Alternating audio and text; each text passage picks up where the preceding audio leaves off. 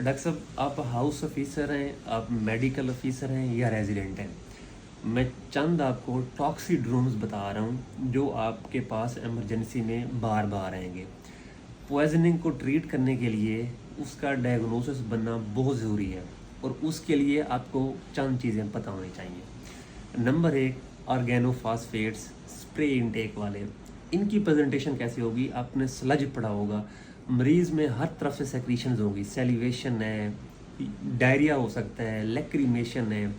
लेकिन जब आप उसका एग्जामिनेशन करेंगे आपको मियोसिस मिलेगी, प्यूपल कंस्ट्रिक्टेड होंगे, चेस्ट में आपको स्पैज मिलेगा और उसका जो पल्स रेट है आपको उसको ब्रेडिकार्डिया मिलेगा। इसका एंटीडोट क्या है आप सबको पता है, एट्रोपिन एंटीडोट है। इसके अलावा हम पैलिडोक्साइन भी देते हैं। नंबर दो, ओपियाइड्स। ओपियाइड्स पॉइजनिंग के पेशेंट भी आपको बार बार देखने को मिलेंगे। इसमें क्या होता है, बड़ा फेमस ट्राइएड है।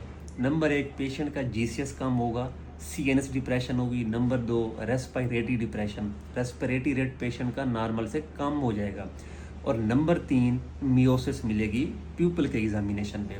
अब इसका एंटीडोट आप सबको पता है, नैलेक्सोन है।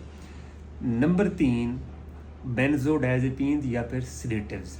इनमें क्या होगा, पेशेंट का जो सीएनएस है वो डिप्रेस हो जाएगा, पेशेंट सलड स्पीच में हो सकता है, एटाक्सिया हो सकता है, या पेशेंट का जीसीएस कम होगा। बकिया रेस्पिरेटरी उसका नॉर्मल मिल सकता है और जो उसका बकिया एग्जामिनेशन है वो आपको नॉर्मल मिलेगा और वाइटल्स भी हो सकता है उसमें नॉर्मल हो। हिस्ट्री इसको आपको सपोर्ट करेगी। नंबर चार, वो टॉक्सिन्स जो सिंपैथोमिमेटिक इफेक्ट शो करते हैं, पेशेंट के सीएनएस को स्टिमुलेट करेंगे, एजिटेशन होगी पेशेंट में। नंबर दो, पेशेंट का टैकीकार्डिया होगा, हाइपरटेंशन होगी, हर चीज़ उसकी बढ़ी हुई होगी। कौन कौन से हैं हमारे पास? आप निकोटीन ले लें, आइस क्रिस्टल या मैथ हो गया, एक्टेजी है, एम्फीटामीन्स हैं, ये सब पेशेंट में सिंपैथोमिमेटिक इफेक्ट शो करते हैं। इसके अलावा कुछ ऐसी पॉइजनिंग है जो आपको हिस्ट्री पे पता चलेंगी। उनमें कौन कौन सी है हमारे पास? वीट पिल इनटेक है, वो आपको प्योर हिस्ट्री देगा। इनिशियली पेशेंट में कोई फाइंडिंग्स नहीं होगी, लेटर ऑन आपको इरिथमियाज वगैरह मिल सकते हैं या पेशेंट का जीसीएस कम हो सकता है। नंबर दो, पैरासिटामोल पॉइजनिंग है, तो उसमें इनिशियली आपको कोई फाइंडिंग नहीं मिलेगी, बाद में हो सकता है लीवर टॉक्सिसिटी हो, पेशेंट आपको हिस्ट्री बताएगा उसने पैराडाल ली है। ऐसे ही हमारे पास एस्प्रीन है, तो पेशेंट हिस्ट्री में बताएगा।